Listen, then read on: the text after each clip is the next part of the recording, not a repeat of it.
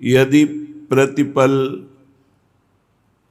प्रिया प्रीतम के नाम जप में, लीला गायन में, रूप चिंतन में और जो भी सेवा है वो सब श्री जी की प्रसन्नता के निमित्त, तो हमारा जीवन सार्थक हो गया। यदि साधक उपासक इस बात को नहीं पकड़ पाता है तो पूरा जीवन व्यतीत हो जाता है, मार्ग ही नहीं मिलता। मार्ग तय होना तो बात जाने दो, मार्ग ही नहीं मिलता। श्री जी का नाम, श्री जी के चरणों का आश्रय और श्री जी की लीला गायन और श्री जी की प्रसन्नता के लिए ही सारे कार्य करना, ये सब शास्त्रों का सार है। अगर इतना जीवन में आपके आ गया है तो विश्वास करो आपको भगवत प्राप्ति हो जाएगी। बहुत दौड़ भाग से भगवत प्राप्ति नहीं होती,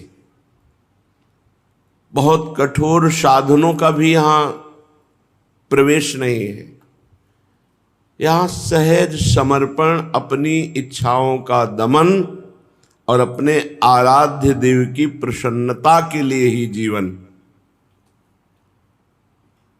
श्रीपाद कह रहे हैं, वेदम न धर्माधर्मौ नेक्षे शास्त्राणि नाप तत्सुविदा। मुझे नहीं जानना है कि धर्म क्या है, अधर्म क्या है। बहुत से शास्त्र हैं, सब शास्त्रों में क्या लिखा है नहीं जानना। क्यों ऐसा कह रहे हैं? क्योंकि जब हमको प्रिया प्रीतम की तरफ चलना है तो और मार्गों को जानकर कोई प्रवचन करता बनना है क्या? समाज को रिझाना है क्या? हमें भगवत प्राप्ति करनी है तो हमें सिर्फ भगवत प्राप्ति के मार्ग को पकड़ना है।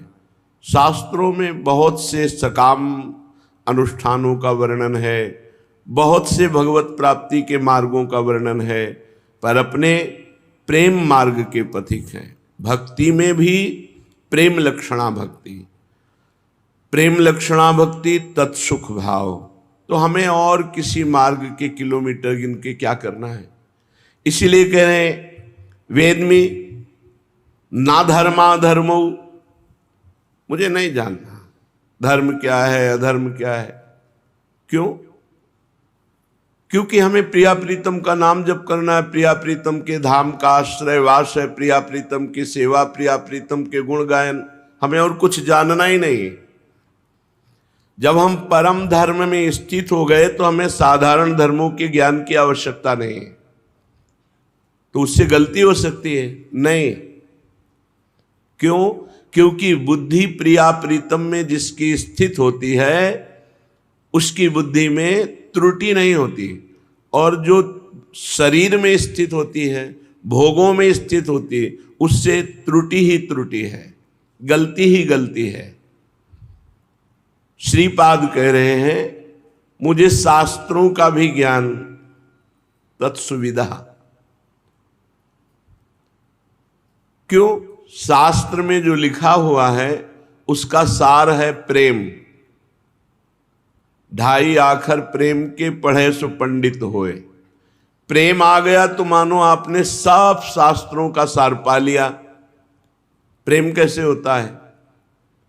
बोले भजन नसेनी प्रेम की। प्रेम की ऊंचाई पर चढ़ने के लिए भजन नसेनी का काम करता है।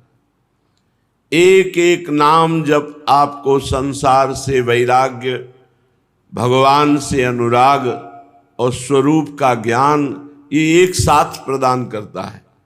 तो जो डट के भजन करता है उसे भगवत प्रेम, स्वरूप बोध, संसार से दृढ़ वैराग्य अपने आप हो जाता है। ये पढ़ लिख करके जो वैराग्य और बातें होती है टिकाऊ नहीं होती। जो भजन से होती है वो टिकाऊ होती है। ज्ञान तो ऐसे ऐसे लोग प्रश्न करते हैं कि लगता है इनको ब्रह्मबोध हो गया है, पर फिर जब बातें निकलती हैं तो लगता है रास्ता ही नहीं चले। बोध की तो बात जाने दो। पढ़ लिख करके जो ज्ञान होता है उसका प्रयोग तभी होगा जब भजन होगा। भजन नहीं होगा तो तुम दूसरों को सुना करके सम्मान प्राप्त कर सकते हो, धन प्राप्त कर सकते हो, लेकिन भगवत प्राप्ति नहीं। भगवत प्राप्ति भजन से होगी, सिर्फ भजन से। जितना भजन करोगे उतना ही प्रभु के नजदीक पहुंचते जाओगे। सत्संग भजन में रति और भजन का उत्साह प्रदान करता है। जो नित्य सत्संग सुनते हैं ऐसा हो ही नहीं सकता कि वो भजन ना करें, पर निरंतर अपराध रहित भजन बहुत जल्दी भगवत प्रेम प्रकट कर देता है। पहली बात, जब हमारा चित्त प्रभु में जुड़ा है तो मुझे धर्म अधर्म से दोनों से मतलब नहीं। जो श्रीपाद कह रहे हैं वही भगवान आज्ञा कर रहे हैं। सर्वधर्मान परित्यज्य मामेकम शरणम व्रज। जो धर्मात्मा पुरुष है वो अधर्म का तो वैसे ही त्यागी हो गया, लेकिन भगवत प्रेम के लिए सब धर्मों का भी पूर्ण संन्यास भगवान के चरणों में, एकमात्र भजन। राधा कृष्णो पदाम्बुज मधुरिमा लोभो भ्रमन मनो मधुपा। जो निरंतर भजन में रहता है उसका मन रूपी भ्रमर श्री श्यामा श्याम के चरण कमल रूपी प्रेम पराग का पान करता है।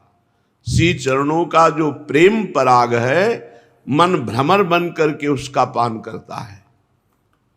अर्थात मन इतना लुभायमान हो जाता है कि जैसे भ्रमर अन्य पुष्पों में तो घूमता रहेगा, लेकिन जब कमल में आएगा तो शांत होकर बैठ जाएगा। पराग का लोभी भ्रमर फिर वहां से उड़ना नहीं चाहता। ऐसे ही हर सुखों में मन चलायमान होते हुए टिकेगा नहीं, पर जब प्रिया प्रीतम के चरण कमल के प्रेम पराग का एक बार मन भ्रमर ने पान किया तो फिर ये पंग हो जाता है। अब ही पंगु भई मन की गति बिनु उद्यम अन्यास। अनायास ही प्रिया प्रीतम के चरणों में मन पूर्ण रूप से लग जाता है। किसका?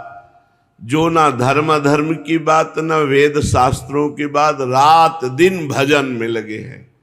प्रिया प्रीतम का जस गायन, प्रिया प्रीतम की सेवा, प्रिया प्रीतम का नाम, प्रिया प्रीतम का धाम। उनको और कुछ जानने की जरूरत नहीं है, वो निश्चित प्रिया प्रीतम के प्रेम को प्राप्त होंगे। अप्यस्तु नरक कोटि वृंदावन तोपि मास्तु वा सफला। राधा पदाब्ज दास्य सुदुस्त्यजस आशा ममादमहस्यापि। मैं बड़ा अधम हूं, अधमम अस्यापि, मैं बड़ा अधम हूं। ये बात आनी चाहिए। इतना अहंकार बढ़ा हुआ है पूछो मत। ये अहंकार रूपी रोग इतना बढ़ा हुआ है कि सब कुछ करने पर भी ये ठग हमको ठग लेता है। आए हैं भजन करने के लिए तो भजन की वृत्ति बढ़ना और भजन को पचा लेना, तब जाके वो भजन रंग दिखाता है। पर जहां गुरु कृपा, संत कृपा, धाम कृपा हुई, थोड़ा सा सतमार्ग की तरफ मुड़ा कि अहंकार इतना बढ़ जाता है कि वो सब लुटवा देता है। उसके साथ और भी ठग हैं, काम क्रोध लोभ मोह मद मत्सर, ये ठग लेते हैं। नाक में गुस्सा है, अहंकार बढ़ा हुआ है, पता नहीं कौन सी साधना हो रही। अहंकार मिटे हंस बोले बहुमान दे। हृदय शीतल है भजन के प्रभाव से। स्वामिनी जी के चरणों का परम शीतलमाश्रयामि आश्रय है तो हृदय बड़ा शीतल है। कोई गाली भी दे दे तो मुस्कुरा के चल दे। मारपीट, लड़ाई झगड़ा, गाली गलौज, ये संसारिकता में है, भागवतिक में नहीं है। भागवतिक में है कि ये हमको कोई गाली गलौज भी करे, मारे पीटे, हमको प्रताड़ित भी करे तो भगवान उसकी बुद्धि शुद्ध करें, उसका मंगल करें, कभी त्रिकाल में भी उसका मंगल न हो, ये हमारी मार्ग की वृत्ति है, ये साधुता है। पर अहंकार बहुत बड़ा हुआ, कलिकाल का ऐसा प्रभाव है, इतना अहंकार बड़ा हुआ है कि पूछो मत। परमार्थ की जो दिव्य उन्नति होती है वो दैन्यता से होती है। ये बात क्यों समझ में नहीं आती? तृणादपि सुनीचेन, अपने को तृण से भी नीच समझना। कह रहे श्रीपाद कि मैं ममाधमस्यापि, मैं बहुत बड़ा अधम हूं। अपने लोग क्या समझते हैं अपने को? साधु। दूसरे के प्रति ऐसी हे भावना, बिल्कुल कुछ नहीं मिला, परमार्थ का कुछ नहीं मिला। हम अधम हैं, सब में हमारे आराध्य देव हैं। परमार्थ को समझो, कभी लड़ाई झगड़ा नहीं हो सकता। अगर हमें कोई प्रताड़ित करता है, दंड देता है, तो हमारे भगवान का विधान है, हम ये मानकर चुपचाप सह लेते हैं। इससे हमें भगवत प्रसन्नता मिलेगी। नीचापमानम शुधा, नीच पुरुषों द्वारा जिसको हम तन से धन से शासन में ले सकते हैं, उनके द्वारा किया हुआ अपमान अमृत के समान हंसकर सह गए, भगवत प्राप्ति के समीप पहुंच गए आप। फिर अपने पूज्य जनों के द्वारा किया हुआ प्रतिकूल व्यवहार तो अपमान होता ही नहीं, वो तो मंगल विधान होता है। नीच पुरुषों द्वारा किया हुआ अपमान भी अमृत के समान हमें पाना है, सहना है, स्वीकार करना है। फिर पूज्य जनों के द्वारा, बड़े जनों के द्वारा किया हुआ प्रतिकूल व्यवहार हमारे लिए वो तो महाअमृत है, पर ये नहीं समझते। श्रीधाम वृंदावन अपने को जो सबसे अधम समझता है, बहुत जल्दी प्रियालाल को प्राप्त होता है। यहां की महिमा है, वृंदावन इह विधि बसे तजिक सब अभिमान, तृणते नीचो आपको जाना सोई जान।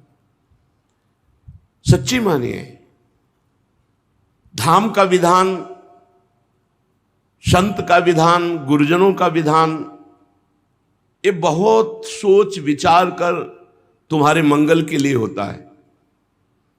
मोह अज्ञान इतना बढ़ा हुआ है कि अहम को पुष्ट करने में साधक अपना पूरा का पूरा परमार्थ नष्ट कर देता है, चाहे वो गृहस्थ हो, चाहे वो विरक्त हो। सबसे पहले बात हृदय में आनी चाहिए, ममाधमस्यापि, मैं सबसे बड़ा अधम हूं, नीच हूं। और हूं कोई वैष्णव दैन्यता के लिए नहीं, ईमानदारी से देख लो, अगर प्रभु कृपा न करे और जो मन कह रहा है वही क्रियाएं बन जाए तो दुर्गति हो जाए। ये तो प्रभु कृपा करे हैं कि आपके मन की नहीं होने दे रहे, ये उनकी हेतु की कृपा है। अगर मन अपने मन की कर ले तो हमारी दुर्गति हो जाए।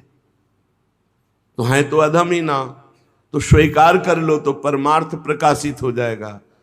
तो स्वीकार तो किए हैं, नहीं ये इसे स्वीकार करना नहीं कहते कि आप प्रतिकूलता आने पर अपने को अधम कहो, जब आपकी निंदा हो रही है तब आप अपने को अधम कहो, जब आपकी प्रशंसा हो रही तब आप अपने को अधम कहो, तब तो बात मानी जाएगी। ऐसे अधम कह रहे हो, जब दूसरा अधम कह रहा है तो उसको आप प्रतिकूलता का व्यवहार कर रहे हो, तो आपकी वो अधमता मानना ठीक नहीं हुई। अधमता तो जब दूसरे सभा में कहे ये नीच है, पाखंडी है, अधम है, और हम स्वीकार करते हैं, हम अपने में देखते हैं कि हम में कमी है, और हम प्रभु से रोते हैं कि प्रभु मुझ अधम को आप स्वीकार, निश्चित भगवत प्राप्ति हो जाती है। हमारे प्रभु का स्वभाव बहुत कोमल है, बहुत करुणामय है। कह रहे हैं अप्यस्तु नरक कोटि वृंदावन तोपि मास्तु वा सफला। अब मैंने तो ठान लिया है कि वृंदावन में वास करूंगा, अब चाहे नरक जैसा हमको कष्ट मिले। कभी कभी बहुत जन्मों के हमारे अपराध हैं तो उनका मार्जन करने के लिए वृंदावन लीला करता है प्रतिकूलता की। जहां हम रह रहे होते हैं वहीं प्रतिकूल कोई व्यवहार करता है, या जहां हम जुड़े हैं वहां प्रतिकूल व्यवहार करता है, या चलते फिरते अचानक कोई प्रतिकूल व्यवहार करता है। कई तरह की घटनाएं घटती हैं। हमें बहुत शांत रहना है, बहुत सहन करना है। श्रीधाम वृंदावन प्रिया प्रीतम की प्राप्ति कराने के लिए जितनी धुलाई की जरूरत होगी, पहले धुलाई करेगा फिर रंगेगा। ये रंग रिजवा है वृंदावन, प्रिया प्रीतम के प्रेम रंग में रंगता है। तो रंगने वाले के पास जब कपड़ा जाता है तो पहले धुलाई होती है।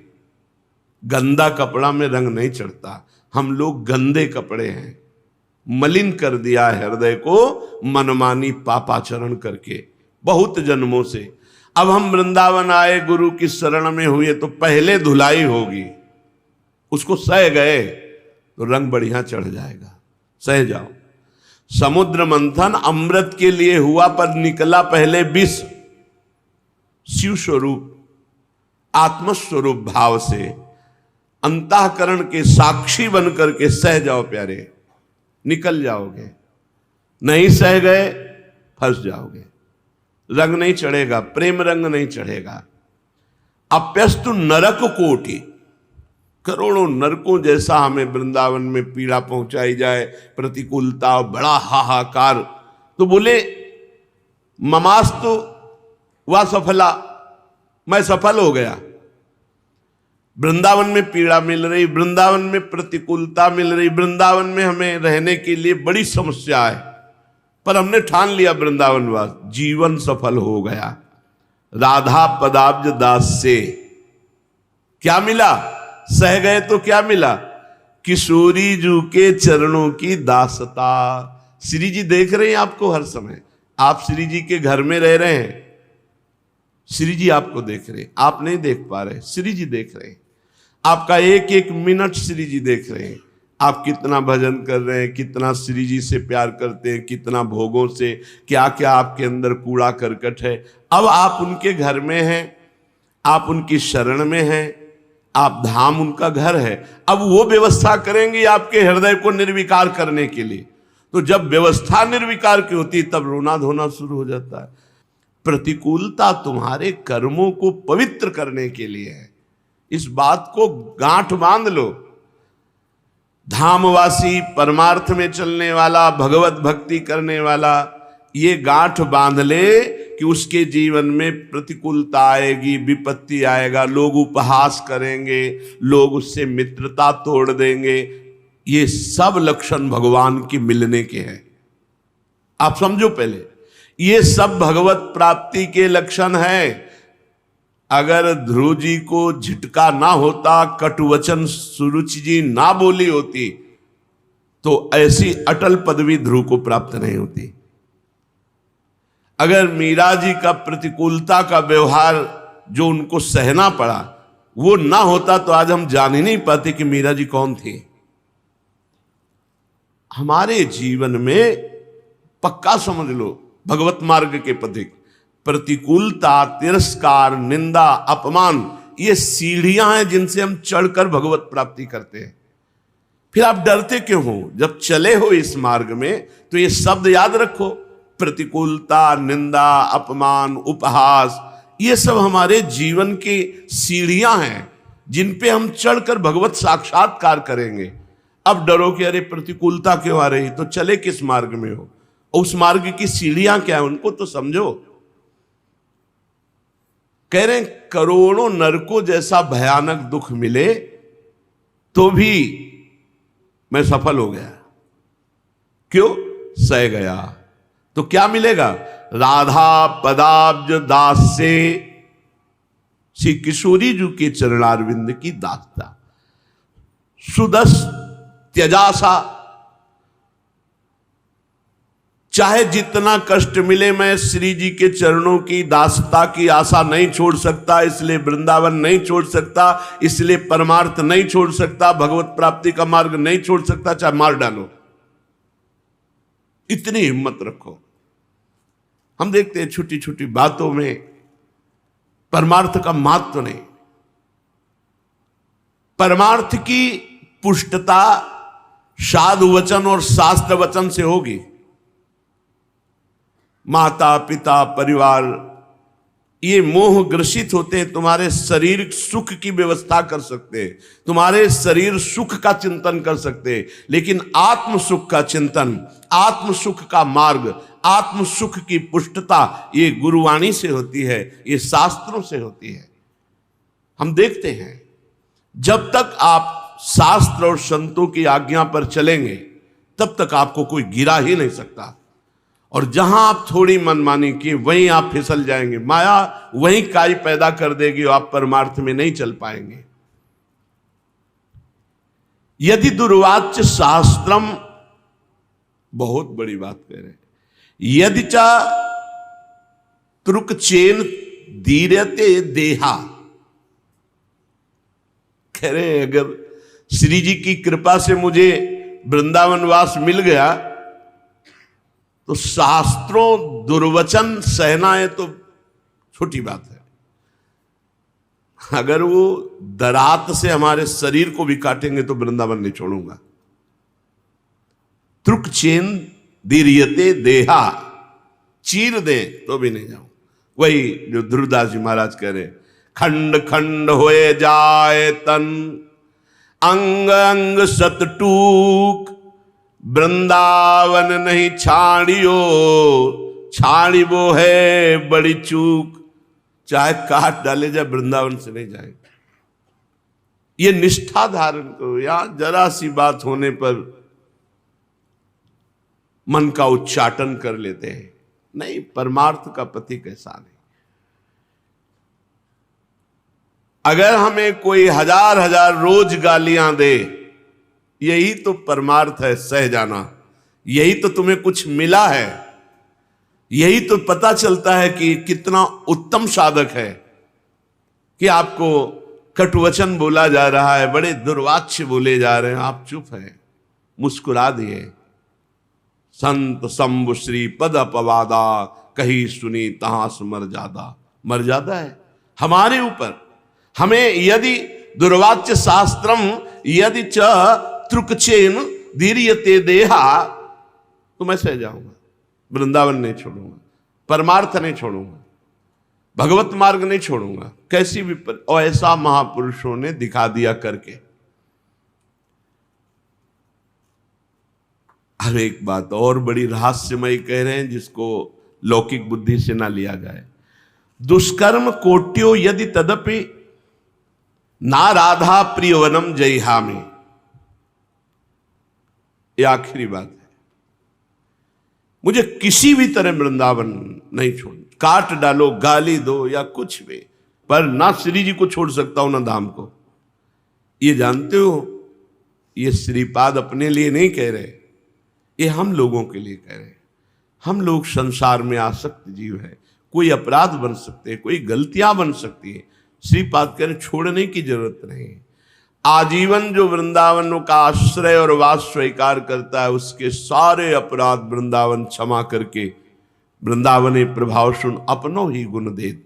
जैसे बालक मलिन को मात गोद भर लेत। मलिन बालक मल लगाए है, लेकिन माता मलिनता बालक की नहीं देखती, बालक को देखती। ऐसे वृंदावन धाम अपने आश्रय भाव को देखता है, ये मेरे आश्रित है। कैसा भी नीच कुकर्मी हो, उसको भी भगवत प्राप्ति हो जाती है। भगवत मार्ग में आश्रय की बड़ी महिमा है। गोस्वामी तुलसीदास जी महाराज कह रहे हैं, बहुत उच्च कोटि के महापुरुष, बचपन से लेके अभी तक महाराज कृपा किए हुए हैं। बचपन से हनुमान चालीसा, रामचरितमानस, बचपन से लेके आज तक गोस्वामी तुलसीदास जी साथ दिए हुए हैं। ऐसे अद्भुत महापुरुष, एक भी शब्द या ज्ञान के कारण लोग टीका टिप्पणी करते हैं, एक भी शब्द ऐसा नहीं जो शास्त्रों का सार ना हो। अब तुम्हारी पहुंच शास्त्रों में नहीं, इसलिए नहीं सर। गीता भागवत सबकी टीका है रामचरितमानस, कोई श्लोक वहां से उठाओ, वहां से चौपाई उठा लो। गोस्वामी जी कह रहे हैं, जो पै चिराई राम की कर तो ना लजा तो तू दाम कुदाम ज्यों कर कर ना बिका तो। जो पै चिराई राम की कर तो ना लजा तो। यदि तूने भगवान का आश्रय ले लिया होता ना, और अपने को बार बार यही अनुभव करता कि मैं दास हूं प्रभु का, प्रभु की दासता स्वीकार करता, तो तेरी ये दुर्दशा नहीं होती। आज तेरी जो दुर्दशा हो रही है वो भगवत दासत्व ना स्वीकार करने के कारण है। एक बात ध्यान रखना, भजन साधना ये सब एक तरफ की बात है, और भगवत आश्रय एक तरफ की बात है। दृढ़ आश्रय, दृढ़ संबंध, मौज मस्ती है, मौज मस्ती इतने बड़े के हो कि कोई भी कहीं भी तुम्हें रोक टोक नहीं होगी, भगवत प्राप्ति हो जाएगी। पड़े पड़े, पर पड़े कौन रहता है? यहां केवल आश्रय है सब साधनाओं का फल। आश्रय, जोर का आश्रय। बड़े बड़े सिद्ध महापुरुषों के जब वचनों पर चित्त डूबा तो आश्रय मिला। आश्रय, जोर की बात, आश्रय, भरोसा, दासत्व। जो पे चिराई राम की कर तो न लजा तो। यदि भगवान की दासता करने में तुम्हें लज्जा ना आती ना, तो ये हाथ हाथ में जो बिकता घूम रहा है ना, ये तेरी दुर्दशा ना होती। बहुत बड़ी दुर्दशा है।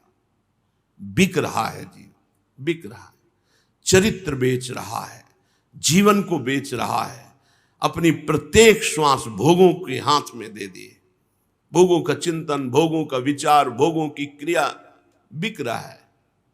हाथों हाथ बिकता चला जा रहा है। जो भोग चाहता है उसे अधीन किए हुए। ये दुर्दशा क्यों है? बोले तूने भगवान की दासता स्वीकार नहीं की। अगर दासता स्वीकार करता तो तेरी ये दशा ना होती। खोटे दाम की भांति हाथ हाथ फिर रहा है, बिकता। बिकी तो रहे, बिकी रहे। भगवान से विमुख होने के कारण देखो क्या दुर्दशा हो रही, क्या दुर्दशा हो रही, गजब की दुर्दशा। वो बुद्धि शुद्ध नहीं, इसलिए दुर्दशा होते हुए भी दुर्दशा दिखाई नहीं दे रही। थोड़ा जो भजन करते हैं उनको थोड़ी भी बात बर्दाश्त नहीं होती, उनको दिखाई देती है अपनी दुर्दशा। लेकिन जिनकी वास्तविक दुर्दशा है उनको पता नहीं चलता। गिरे हुए को गिरने का डर नहीं रहता। आंख में जरा सा छोटा किनका जाए तो बहुत चुभता, पीठ में बड़ा भारी तिनका गिर जाए तो फर्क नहीं पड़ता। साधुकों का हृदय आंख जैसा होता है और विषयी पुरुषों का हृदय पीठ जैसा होता है। साधुकों से थोड़ी गलती हो जाए तो हाय हाय मच जाता है। अगर तुम भगवान की दासता स्वीकार किए होते तो तुम्हारी दुर्दशा न होती, तो हाथ हाथ न बिकता। हाथ हाथ बिकने का मतलब है हर भोग तुझे अधीन किए है। जपत जी है रघुनाथ को नाम नहीं अलसातो, तो बाजीगर के सूम ज्यों खल खेह न खातो। आहा, भगवान का तू अंश है चिदानंद। देहाभिमान के कारण भोगों में घर घर भटकता घूम रहा है, हर भोग की लालसा से। जिधर देखो दृष्टि भोगमयी। तेरी दुर्दशा हो गई भगवान की दासता के बिना। और यदि तू जीव से नाम जपता, आलस्य न करता, तो आज तुझे इस माया की धूल फांकनी न पड़ती। धूल कुछ नहीं है, किसी भी भोग में कुछ नहीं। थोड़ी देर के लिए हमारे चिंतन के कारण सुख लगता है, उसके बाद कुछ नहीं, वही तृष्णा, वही कामना, वही वासना। यदि जीव से नाम जप करता तो तुझे इस संसार की धूल न फांकनी पड़ती है। ये माया की जो जादूगरनी, बाजीगर के सूमज्यो खलखे है न खातो, ये देखो कैसा जादू रचा हुआ है। कोई भी भोग त्रिभुवन का नाम जप करते हुए आप उसे भोगिए और फिर डायरी में लिख लीजिए क्या आपको अनुभव में आया। नाम न छूटने पावे, देख लेना आपके अंदर यही आएगा कि कुछ कहीं सुख नहीं, घृणास्पद भाव। पर फिर वही भगवान का नाम भूलने के कारण, नाम ना जपने के कारण वही माया आकर्षित करती, फिर उन भोगों में जीव जाता है। बहुत सुंदर बात गोस्वामी जी कह रहे, यदि भगवान की दासता स्वीकार करते तो तुम्हें हाथ हाथ बिकना ना पड़ता, और यदि जीव से नाम जप करते तो माया जादूगरनी की ये धूल तुम्हारे मुंह पे ना पड़ती। बहुत बड़ी भूल हो गई। जो तू मन मेरे कहे राम नाम कमातो, सीतापति सन्मुख सुखी सब ठाव समातो। अरे मन, यदि तू मेरा कहा मान जाता और प्रभु का नाम रूपी धन कमाता तो प्रभु हर समय तुझे अपने समीप रखते, अर्थात तुम्हें अनुभव होता भगवान हमारे समीप है। और प्रभु के जब सम्मुख जीव हो जाता है तो पूरा त्रिभुवन उसका आदर करता है। जा पर कृपा राम की होई ता पर कृपा करे सब कोई। सब ठाव समातो, जहां जाता तुझे आदर मिलता, तेरा यश होता, तेरा मंगल होता, यदि भगवान का नाम रूपी धन तू कमाता।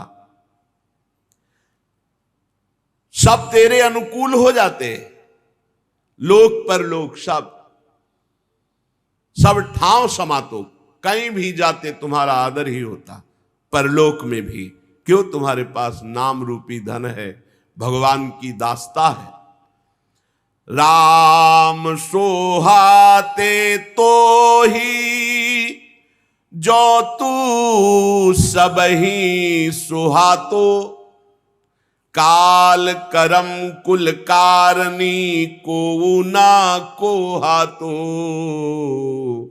जो पे चिराई राम की कर तो न लजातो।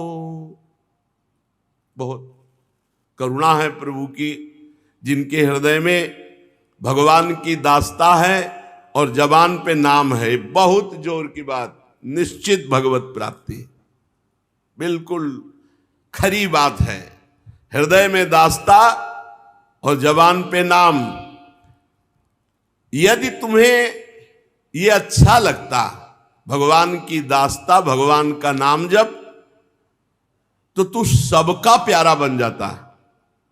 ये काल कर्म स्वभाव गुण, काम क्रोध लोभ मोह मद मत्सर, ये कभी तेरे पे क्रोध करके आक्रमण नहीं करते, सब तेरे अनुकूल हो जाते। पक्की बात है, ये सब भगवत स्वरूप है। जब नाम जप करके भगवान की दास्ता में, तो सब विकार शांत हो जाते हैं, स्वभाव भगवान के अनुकूल बन जाता है, समय आनंद में कटता है, कर्म सब भगवत प्रताप से भस्म हो जाते हैं और वो भगवत स्वरूप हो जाता है।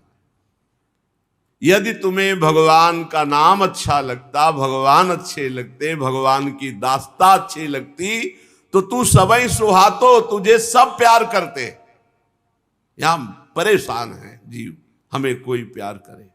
अरे भगवान से प्यार कर तो सब संसार तुम्हें प्यार करेगा, और भगवान से विमुख होकर जिससे भी प्यार करोगे वो तुम्हें अपने अधीन बनाएगा, प्यार नहीं करेगा, अपने अधीन नचाएगा। प्यार कहाँ है? प्यार तो श्री भगवान से होता है। ये शरीरों से तो प्यार करने पर उनकी अधीनता, उनकी गुलामी देख लो, सब देख लो। राम नाम अनुराग ही जिय जो रतिया तो, स्वार्थ परमार्थ पथी तो ही सब पतिया तो। बहुत उत्तम बात। यदि तू भगवान के नाम से प्रेम करता, अपनी लगन लगाता नाम जप में, तो स्वार्थ परमार्थ दोनों तेरे हाथ लग जाते हैं। स्वार्थ बहुत बढ़िया जीवन है, और परमार्थ शरीर छूटने के बाद भगवान की समीपता। और स्वार्थी परमार्थी सब लोग तेरे पर विश्वास करते, तुझे प्रेम करते। बहुत जोर की बात, अक्षरशः सत्य बात। यदि तू नाम जप में लगन लगाता, नाम जप करता, तो स्वार्थ परमार्थ दोनों तेरे हाथ में होते, और स्वार्थी और परमार्थी सब तेरे से प्रेम करते। स्वार्थ परमार्थ पथी तो ही सब पतिया तो, सब तेरे पर विश्वास करके तेरे से प्रेम करते। तू लोक परलोक हर जगह सम्मानित और सुखी हो जाता। यही तो चाहते हैं। नाम जप करो, भगवद आश्रित रहो। से साधु सुनी समुझि कै पर पीर पिरातो, जन्म कोटि को कांद लो हृदय थिरातो।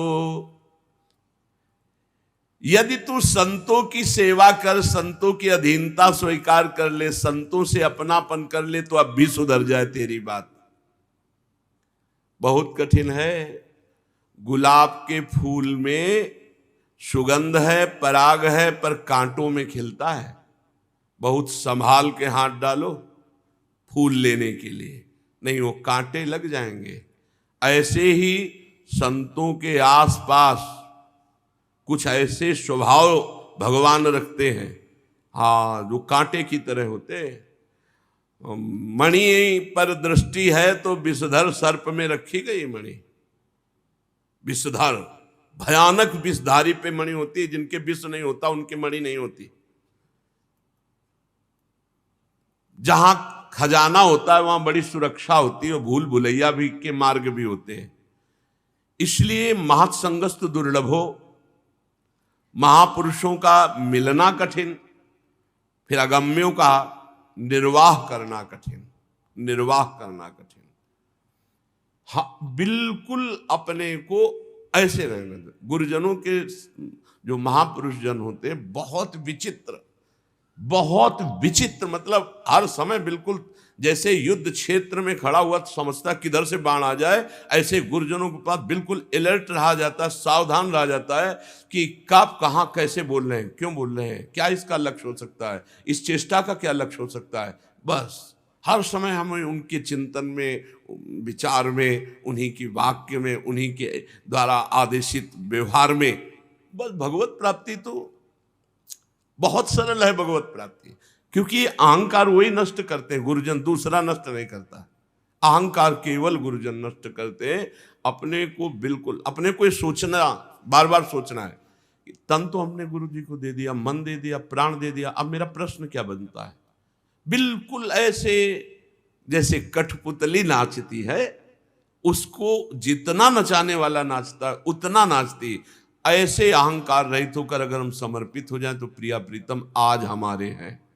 आज मैं सच्ची कहता हूं, केवल अहंकार, केवल अहंकार से ही साधु सुनी। बहुत बड़ी कृपा होती जब संत समागम मिलता है, बहुत बड़ी कृपा होती है, पर इसका निर्वाह कर पाना बहुत कठिन होता है। कठिन इसीलिए होता है कि हमारा अहम होता है, हमारा अस्तित्व। हम झूठे बोलते हैं कि हमारा तन मन प्राण आपका, झूठा नहीं, मेरा जीवन आपका है। आप कहो खड़े रहें, आप कहो बैठे रहें, आप कहो आ जाए। बिना सदगुरु की कृपा के इस भव समुद्र से पार नहीं हो सकता, चाहे शिव बिरंच सम होई गुरु बिनु भवनी। वो जिस काठिया बाबा के शिष्य, वो सेवा में आते थे, उस समय बहुत स्वास्थ्य खराब था, तो कृपा करके सेवा में आते। श्री जी के पात्र मार्जन करना है सब, अचानक उनका वस्त्र हटा तो देखा मोटा मोटा ऐसे डंडा का बनाओ। अरे उनका सर्वेश्वर दास क्या है, हटाओ कपड़ा। तो नहीं हटाया, हटाया तो सैकड़ों सैकड़ों काले काले। अरे उनका तो पिटाई के, किसने पिटा? हाँ बोले गुरुदेव भगवान ने कृपा की। कैसे गुरु? उनका नहीं महाराज जी बस अभी हम चले जाएंगे। हमारा हृदय भराया, वो बहुत अच्छे साधक है, ये है समर्पण। गुरुदेव ने पीटा, लेकिन आप बोल भी नहीं सकते, ये जीवन गुरुदेव का है, इस विषय में आप नहीं बोल सकते, नहीं अभी हम चले जाएंगे। बहुत अच्छा लगा और प्राय आते रहते हैं। साधु सेवा, भगवत दासता और भगवान नाम जप, ये दोनों में प्रीति प्रदान कर देगी। गोस्वामी जी जो ऊपर वर्णन किए उसके कहले सेई साधु सुनि समुझिक है, उनकी सुनो और बहुत समझदारी से सुनो। उनकी कोई हास्य विनोद भरी बात भी बहुत बड़ी महिमा से युक्त हो सकती है, उसको समझो, उसको अपने जीवन में, उनकी छोटी सी भी चेष्टा आपके बड़े मंगल के लिए हो सकती है, उसको समझो। और ये समझ तभी आएगी जब अपना अस्तित्व हम दे देते हैं, अपना समर्पण। पर यह बहुत कठिन बात है, अगम्य हो, महापुरुषों से ले पाना बहुत कठिन। वो तो देने के लिए तैयार हैं, वो तो दे रहे हैं, बांट रहे हैं, पर ले पाना बड़ा कठिन है। आप जिस मार्ग पर चल रहे हो उस मार्ग में जहां से आप आश्रय रखते हो वहीं से प्रतिकूलता आपको मिले तो भी आपको ऐसे नहीं कि मैं आपका हूं, काट डालो तो आपका हूं, अगम्य हो। और इसके आगे जो लिखा है ना, वो लिखा अमोघश्च, निश्चित भगवत प्राप्ति, पक्का। मतलब कैसे हम तुम्हें बताएं, बस यही हमारा देहाभिमान भगवत प्राप्ति में बाधक है। इसी को प्यारे दे दो, गुरु जी को दे दो, श्री जी को, वो संभाल लेंगे। देखो बहुत धार बनाने के लिए आग में रखकर अस्त्र को मुंह में पिटाई होती है उसके, तब वो धार और पिटाई से भी नहीं बख्शा जाता, फिर रेत लगाई जाती है। ऐसे ही अज्ञान चक्र को काटने के लिए गुरुजनों को जो करना पड़े करें, हम इससे बिल्कुल बने रहे। हमारी प्रार्थना मान लो, हमारी बात मान लो, बहुत बढ़िया अवसर है। बिल्कुल इधर उधर की वृत्ति हटाओ। जैसे घोड़े को चलाने के लिए ऐसे नहीं बांधा जाता था, तो ऐसे रहो, ऐसे बस लक्ष्य में, ऐसे लक्ष्य से अलग हटे तुम, बहुत बहुत बड़ा प्रपंच है।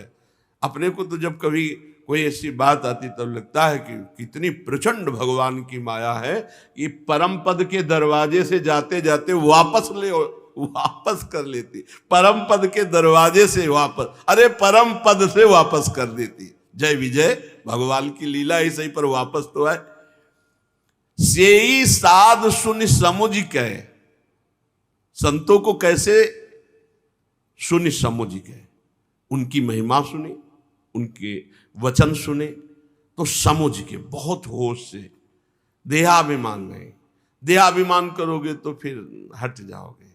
बाहरी लीलाएं ऐसी जानबूझ के भगवान, देखो बालवत उनका स्वरूप है।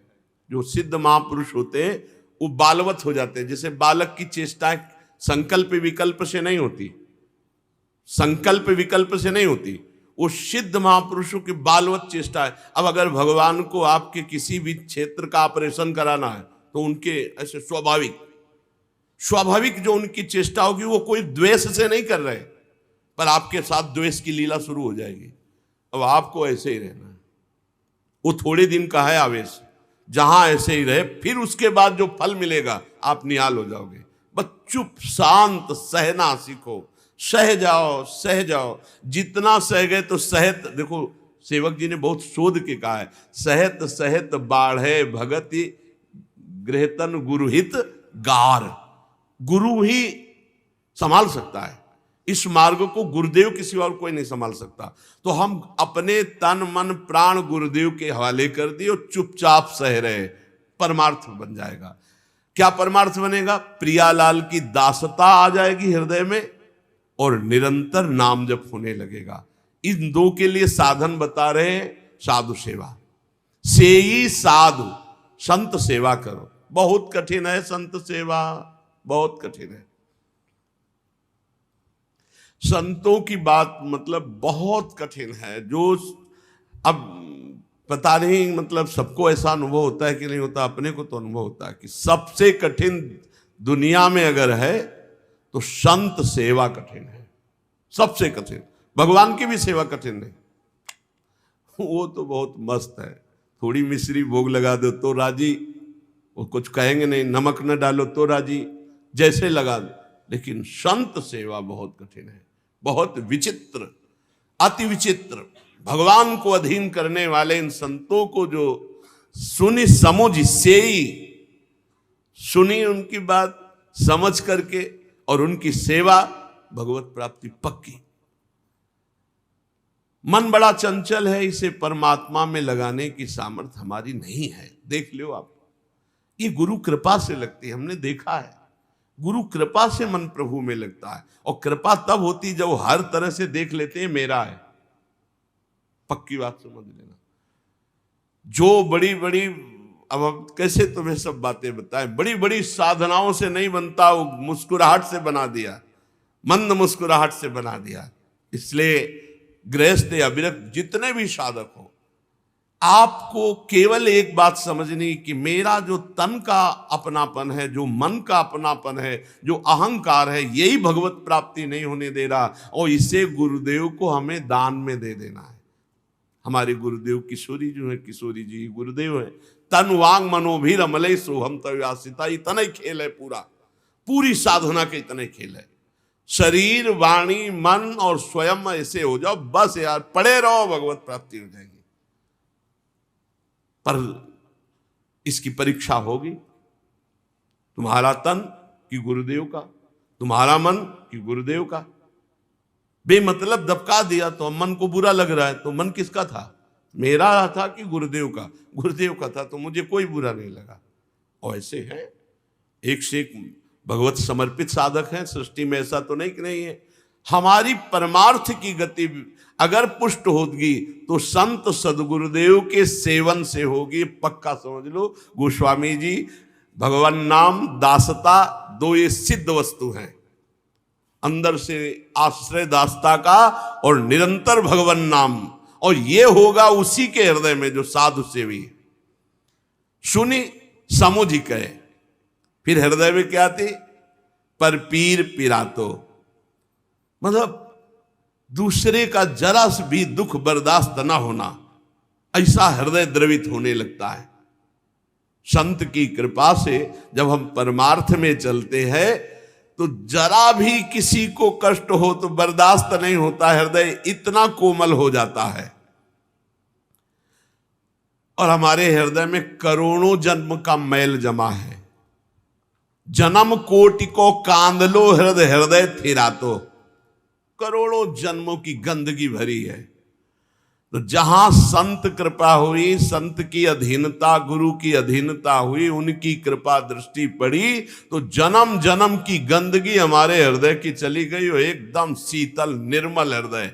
और भगवान कहते हैं, निर्मल जनमन सो मोहि पावा, ये संत कर देते हैं। हृदय निर्मल संत जन कर देते हैं। भव मग अगम अनंत है, बिनु श्रम ही सिरातो, महिमा उल्टे नाम की मुनि कियो किरातो। ये संसार से पार होना बड़ा कठिन है, पक्का बिल्कुल। ऐसे पार होते होते ऐसे डूब जाना, ऐसी माया है। बस कबड्डी का खेल समझो, ऐसे बीच में रकील खींची हुई है, इधर भक्ति पक्ष इधर माया, और दोनों का दोनों पक्ष में जाना ही होगा। माया पक्ष वाला भक्ति में, भक्ति पक्ष वाला माया में जाएंगे ही। कबड्डी में एक बात होती कि उधर की पार्टी में जब बोलने जाए तो सांस ना टूटे, और उधर के 5-6 पकड़ ले तो तुम्हें पाला तक लाना होगा। बस ऐसे खेल समझो। राधा राधा राधा राधा राधा राधा राधा राधा राधा राधा। अब जा रहे हो आप व्यापार, नौकरी, संसार के कार्य व्यवहार में, नाम ना छूटे, और लक्ष्य है कि हमारा पाला भगवत आश्रय है, भगवत प्राप्ति हमारा लक्ष्य है। सांस न टूटे, राधा राधा राधा राधा राधा, आश्रय न छूटे, जीत गया। और लदते कौन है? काम क्रोध लोभ मोह मद मत्सर, सांस तोड़ते, नाम छुड़ा देंगे और आश्रय का याद नहीं आएगा, पाला तक नहीं पहुंचने देंगे। बहादुर हो तो लाओ घसीट के उनको, राधा राधा राधा राधा राधा राधा राधा ले, और सकिलते चले जाओ, मतलब हे प्रभु हम आपकी शरण में, हे नाथ बचाओ हम आपकी शरण में। जीत गए, नहीं आउट हो जाओगे। नहीं आउट हो गए तो फिर पढ़ो लिखो, फिर चलो साल भर, फिर कभी परीक्षा होगी, फिर उन्नति होगी। बिना परीक्षा के आध्यात्मिक उन्नति नहीं होती, ये भी ध्यान रखना। देखा है, बिल्कुल देखा है। और वो परीक्षा के प्रश्न में उत्तर सही आया तो भूमिका बदल जाएगी पक्का। यदि तुम्हारी जिह्वा पे प्रभु का नाम है तो जो भव समुद्र से पार होना अत्यंत कठिन है वो सहज में हो जाएगा।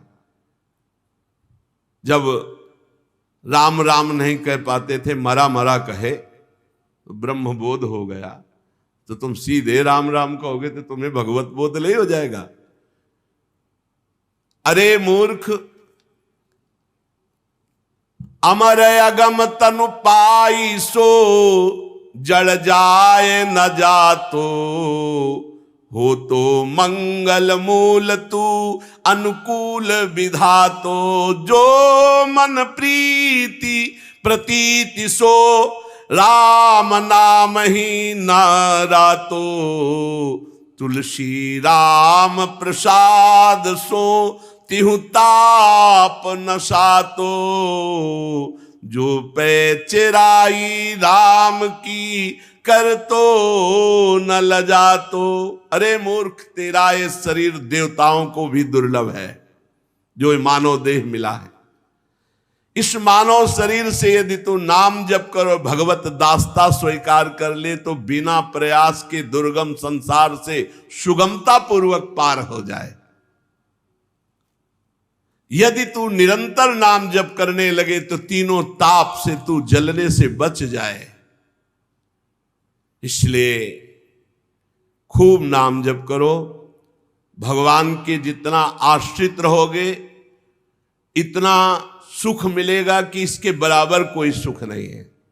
देखो, जब ध्रुव जी को श्री भगवान ने दर्शन दिया कर मधुपुरी में, कल प्रसंग चल रहा था,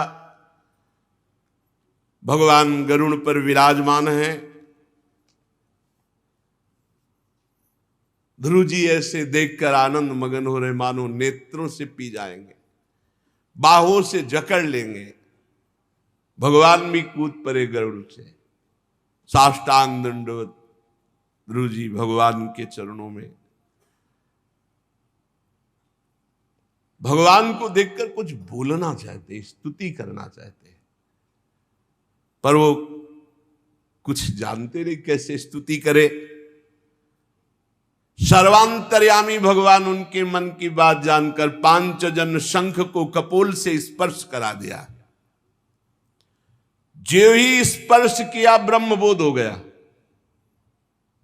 भगवान का दर्शन तो प्रगट में हुआ ही, स्वरूप बोध हो गया।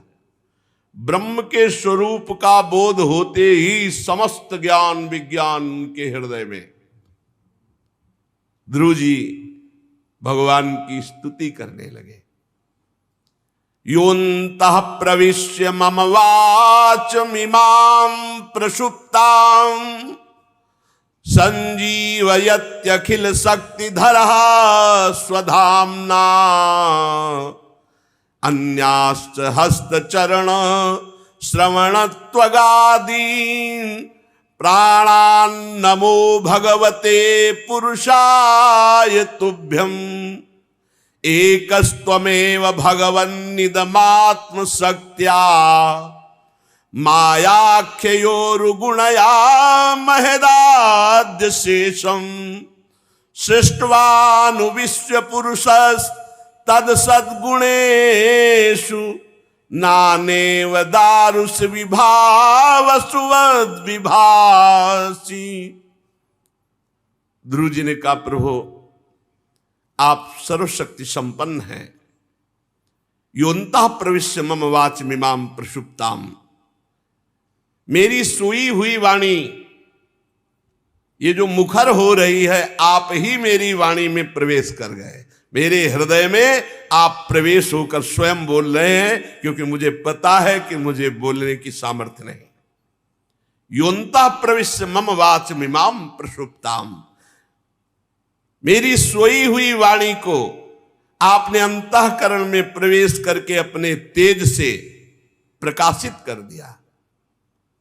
प्रभु, ये हाथों में, पैरों में, शरीर में, इंद्रियों में, प्राणों में जो चेतना है वो सब आपकी है।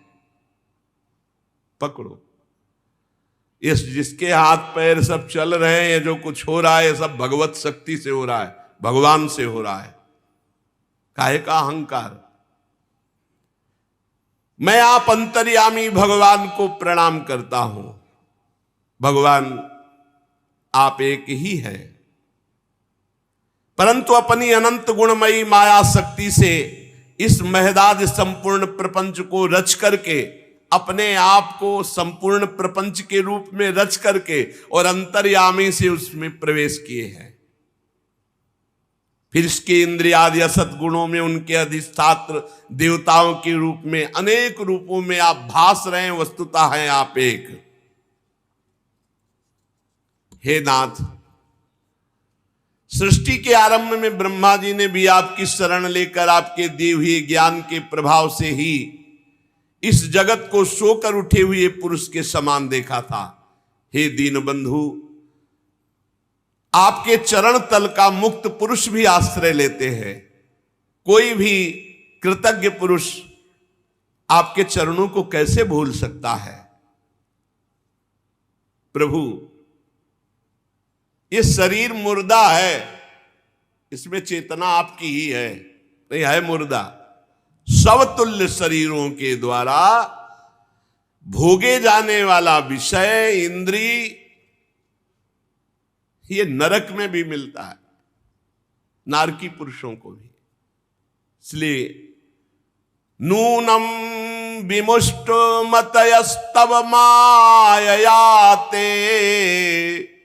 ये त्वां भवाप्यये विमोक्षण मन्य हेतो अर्चन्ति कल्पकतरुं कुणपोपभोग्य मिच्छन्ति यत् स्पर्शजं निरयेऽपि नृणाम्।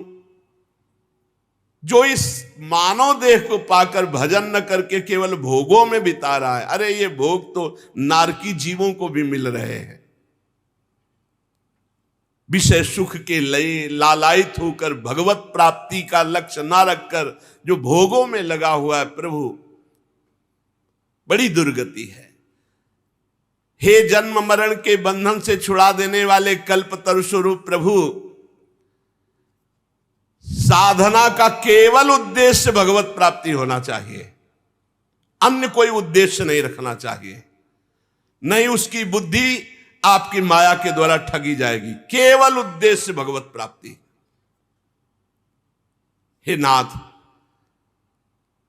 आपके चरण कमलों का ध्यान करने से, आपका नाम जपने से, आपके पावन चरित्र सुनने से जो सुख मिलता है वो निजानंद स्वरूप ब्रह्म के अनुभव में भी नहीं मिल सकता। वो सुख जो आपके नाम जपने में, आपके लीला चरित्र गायन चिंतन में, वो सुख और कहीं नहीं। क्योंकि बड़े बड़े ब्रह्मबोध संपन्न महापुरुष भी इसी सुख का रसास्वादन करते हैं, नाम जप करना और भगवत चरित्र गायन सुनना।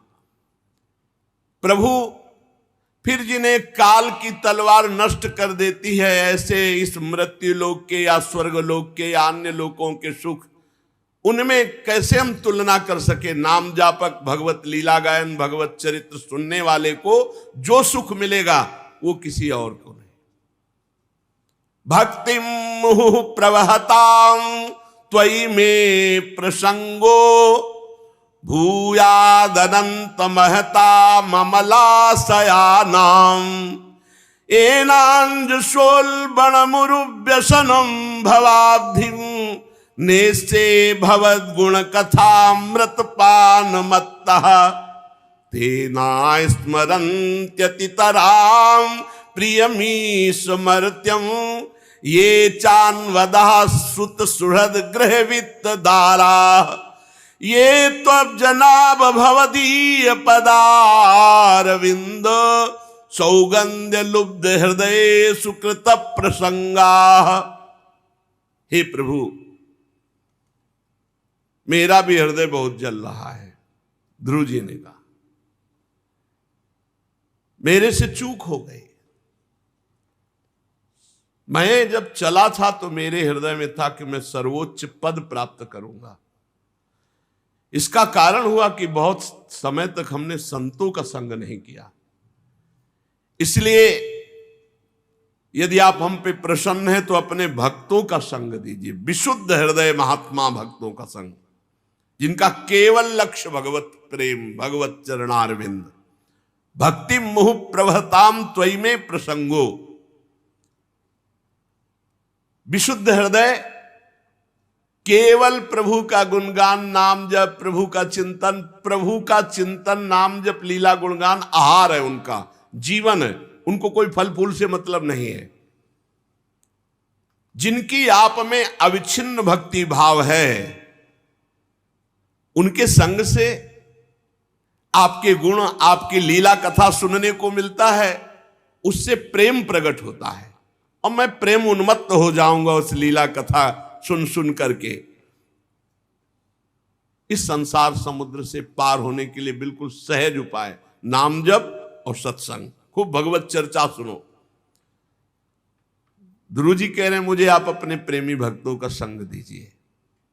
कमलनाथ प्रभु, जिनका चित्त आपके चरण कमल की सुगंध में नहीं लुभाया, नाम जप नहीं करते, भक्तों का संग नहीं करते, वे इसी में फंसे रहते हैं। अपने शरीर को सजाना, शरीर को खवाना पियाना, और पुत्र, स्त्री, मित्र, ग्रह, इन्हीं में बस फंसे रहते। रिश्ते नाते, कोई भगवान भगवत प्राप्ति, इससे बहुत दूर संसार के जन है।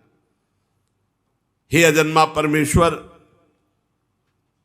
मैं तो पशु, वृक्ष, पर्वत, पक्षी, सरीसृप, देवता, दैत्य, मनुष्य आदि से परिपूर्ण, महदादि अनेकों कारणों से संपादित इस संपूर्ण विश्व को इस समय मैं आपका स्वरूप देख रहा हूं। संपूर्ण विश्व भगवान ही है। ध्रुव जी को दिखाई दे रहा है। सांप, बिच्छी, पर्वत, वृक्ष, पशु, पक्षी सब भगवान हैं। प्रभु कल्प काल तो होने पर योग निद्रा में स्थित जो परम पुरुष संपूर्ण विश्व को अपने उदर में लीन कर लेता है और फिर शेष जी की सैया पर शयन करता है, फिर नाभ समुद्र से प्रकट होकर सर्वलोक सुवर्णमय कमल, फिर ब्रह्मा और फिर ये सृष्टि का रचन, ऐसे हे प्रभु आपको बार बार प्रणाम है। विनय की भगवान ने कहा, उत्तम व्रत का पालन करने वाले राजकुमार, जो साधना के पहले संकल्प होता है, इच्छा होती है, मैं पहले उसकी पूर्ति करता हूं। भगवान के विधान को समझिए। अगर कोई वासना लेकर इस और बकाया रह गई तो पहले वासना की पूर्ति होगी। ध्यान रखना, भगवत प्राप्ति तो है पर वासना की पूर्ति होगी। जब विभीषण जी गए तो बात दूसरी तब हुई जब पहले लंकाधिपति कह दिया, समुद्र का जल मंगाया, पहले लंकेश कह के। यहां कह रहे राजकुमार, तुम्हारे हृदय का संकल्प था कि ऐसा पद प्राप्त करूं जो हमारे बाबा पर बाबा को भी न प्राप्त हो। बाप उत्तानपाद, बाबा मनु महाराज, पर बाबा ब्रह्मा जी, इसके आगे स्वयं भगवान है। तो आज मैं तुम्हें वो पद देता हूं, वो पद प्रदान करता हूं। यद्यपि उस पद का प्राप्त होना बहुत कठिन है। तेजोमय अविनाशी लोकों में आज तक किसी ने उस पद को नहीं प्राप्त किया। चारों ओर ग्रह, नक्षत्र, तारागण, ज्योतिष चक्र, सप्तऋषि, ये सब परिक्रमा देंगे। सब लोकों का नाश हो जाने पर भी इस लोक का, ध्रुवलोक का नाश नहीं होगा। धर्म, अग्नि, कश्यप, शुक्र, नक्षत्र, सप्त ऋषिगण ये सब परिक्रमा देंगे और तेरी वंदना करेंगे। बेटा ध्रुव, मैंने ऐसा तुम्हें परम पद दिया। और भूमंडल का जिस सिंहासन पर तुम बैठना चाहते थे पिता की गोद में, 36,000 वर्ष तक धर्म पूर्वक तू उसका राजा बनकर पृथ्वी का पालन करेगा। और 36,000 वर्ष तक तेरी इंद्रियों की शक्ति ज्यों की त्यों नवीन बनी रहेगी। और जिस भाई के लिए झिड़क दिया था, सुरुचि के पुत्र का नाम था उत्तम, वो उत्तम मारा जाएगा। और उसकी माता सुरुचि पुत्र प्रेम में पागल होकर वन में खोजते हुए दावानल में भस्म हो जाएगी। दुर्दशा तो परिणाम में हो ही जाती है अगर भक्त को कहीं भी किसी भी तरह से। पुत्र भी मारा गया और वो भी पागल होकर के भस्म। भगवान पहले ही, तू अनेक बड़ी बड़ी दक्षिणा वाले यज्ञों के द्वारा मेरा यजन करेगा, उत्तम उत्तम भोग लगा करके मेरा स्मरण करते हुए मगन रहेगा। और अंत में मेरे दिव्य विमान पर बैठकर सप्त ऋषियों से भी ऊपर मेरे निज धाम में अटल पदवी पे बैठेगा। ये अटल पदवी। ध्रुव जी को ऐसा वरदान देकर भगवान अंतर्ध्यान हो गए। ध्रुव जी का मन बहुत दुखी हो गया। उन्होंने कहा कि भगवान का सानिध्य ना मानकर, भगवान की सेवा ना मांगकर ये क्या मांगा? अटल पदवी। विशेष प्रसन्नता नहीं हुई, ये दुर्लभ पद मांग लिया। भगवान की चरणों की उपासना का ये फल मांगा। अरे इनका सानिध्य मांग लेते, हर समय इनकी सेवा में रहते। अकृतार्थ जैसे पुरुष ऐसे खिन्न हो गए, प्रसन्न नहीं हुए ध्रुव जी। भगवत दर्शन हुआ और भगवत सेवा नहीं मांगी, मोक्ष नहीं मांगा, अटल पदवी मांग ली। कैसी बात। मैत्रेय जी कह रहे, चूंकि ध्रुव जी का हृदय अपनी सौतेली माता के बागबाणों से बिंद गया था, इसलिए उन्होंने मुक्तिदाता हरि का सानिध्य नहीं मांगा, सेवा नहीं मांगी, मोक्ष नहीं मांगा। अब उनको बड़ा पश्चाताप हो रहा कि बड़ा घाटे में रह गए। ध्रुव जी मन ही मन कहने लगे कि बड़े बड़े नैष्ठिक ब्रह्मचारी भी जिनके भगवान के दर्शन के लिए बहुत तपस्या करते रहते, ध्यान में नहीं आते, उनको 6 महीने में मैंने पाया, लेकिन मेरी वासना थी कि मैं अटल पदवी प्राप्त करूं। इस वासना ने मुझे भगवान से दूर कर दिया। अहो मैं कितना मूर्ख हूं, संसार पास को काटने वाले प्रभु पद्मों का प्रेम नहीं मांगा, क्या मांग लिया। हमें लगता है कि देवता हमारी भगवत प्राप्ति रूपी उच्च स्थिति को सहन नहीं कर सके, इसलिए मेरी बुद्धि को नष्ट कर दिया, तभी तो मैंने अटल पदवी मांगी। भगवान की सेवा नहीं मांगी, भगवान का सानिध्य नहीं मांगा। बिल्कुल ठीक बात है। मैं बड़ा भाग्यहीन हूं, ध्रुव जी कह रहे हैं। जिन भगवान को प्रसन्न करना अत्यंत कठिन है, उन्हीं विश्वात्मा श्री हरि को मैंने प्रसन्न किया, लेकिन मांगा तो क्या,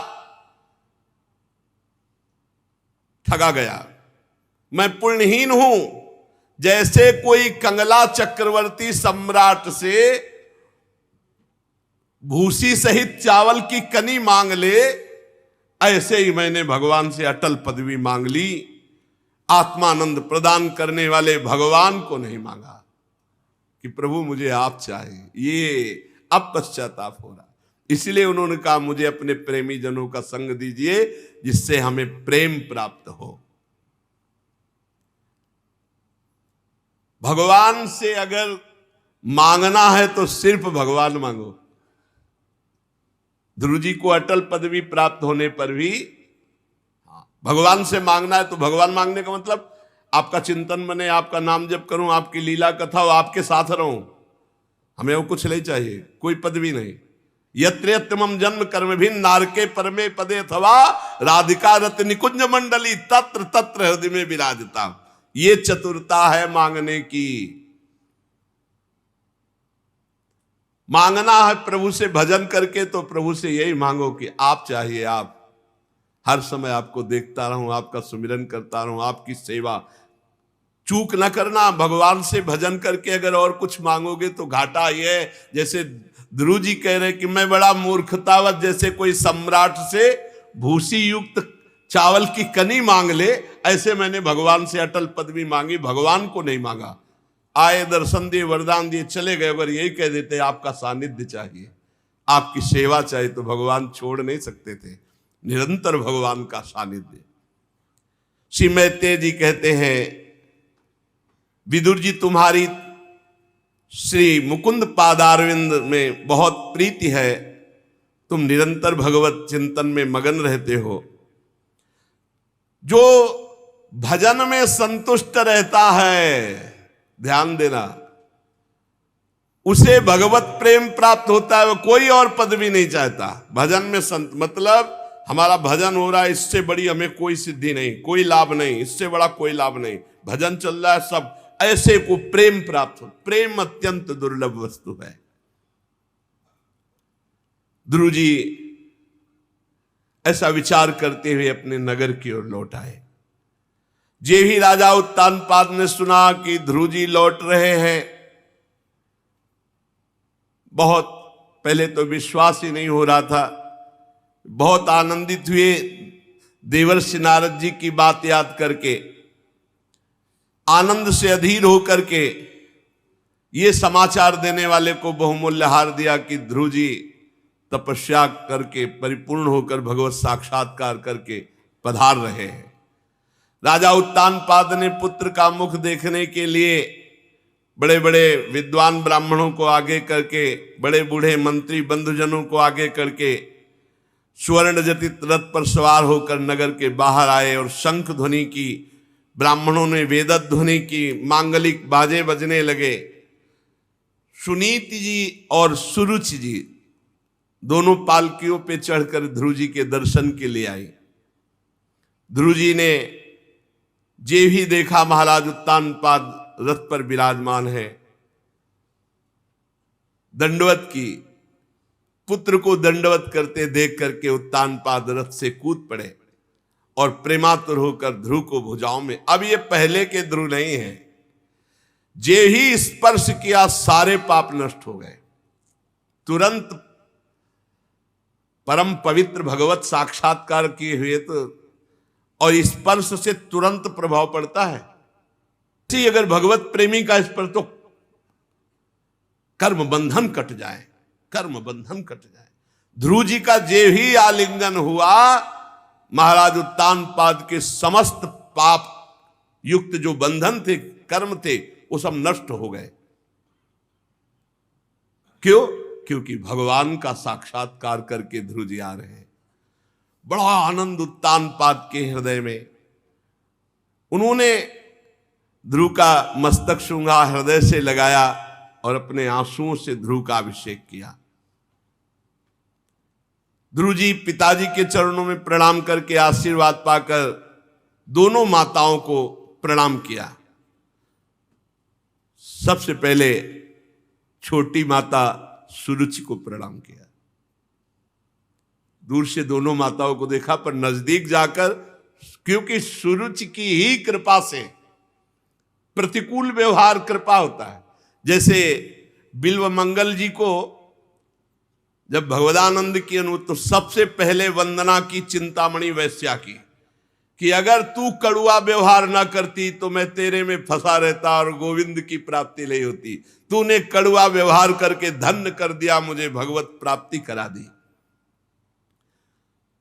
छोटी माता सुरुचि जी के चरणों में जब ध्रुव जी गिरे, बहुत सकुच है कि मैंने कड़ुआ वचन बोला था, उनका चिरंजीवी रहो, ध्रुव जी को आशीर्वाद दिया।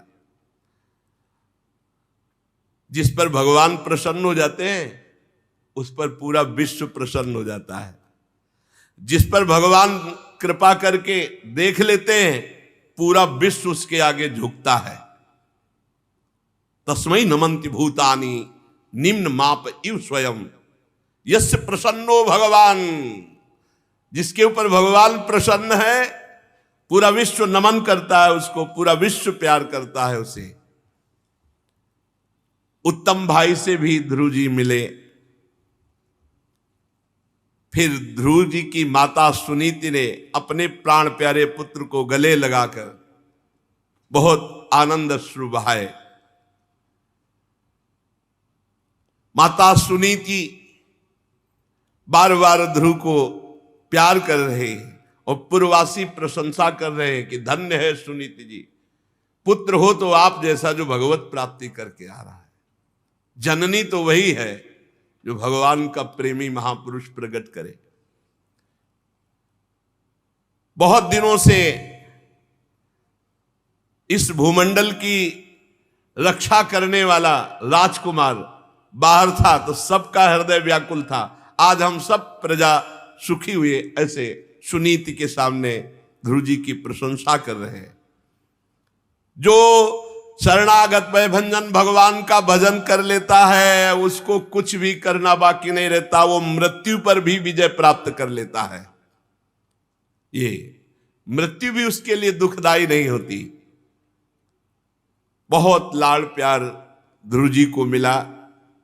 राजधानी में प्रवेश किए, पूरी राजधानी सजाई गई थी, सब अलग अलग ध्रुव जी से मिल रहे हैं। आगे चल करके देवर्षि नारद जी आकर के उनको उत्तानपाद जी से, अब तुम्हारा सौभाग्य है, एकांत में तुम भगवान का भजन करो, राज्य सेवा ध्रुव जी को। आगे प्रसंग में आएगा एक यक्ष के द्वारा राजकुमार उत्तम मारे जाते हैं। ध्रुव जी उन यक्षों को दंड देने के लिए युद्ध करते हैं। ये सब बाह्य लीलाएं, पर हर समय ध्रुव जी के मानस पटल पर वही गरुड़ध्वज, गरुड़ पर विराजमान भगवान और वही उनकी मधुर स्मृति मानव जीवन का परम लक्ष्य है। अपने कर्तव्य का पालन करते हुए भगवद आश्रित होकर निरंतर नाम जप करो और अहंकार को मिटा दो। ये अहंकार सब चौपट कर देता है, परमार्थ स्वार्थ सब बिगाड़ देता है। अहंकार को जितना जो दबा पाया उतने ही महान साधु, चाहे गृहस्थ हो चाहे विरक्त हो, अहंकार को दबाओ। ये अहंकार साधु संग से, नाम जप से, भगवत दासता से ये शांत हो जाता है। ये संस्कृति का जन्म मरण चक्र का यही मूल है अहंकार। ये खूब नाम जप करो, भगवत दासता से युक्त रहो और संत संग मिले तो अत्यंत सौभाग्य मानकर उनकी बात को सुनो, उसको समझो, अपने आचरण में उतारो। शेष चर्चा आगे। श्री राधा वल्लभ लाल की जय।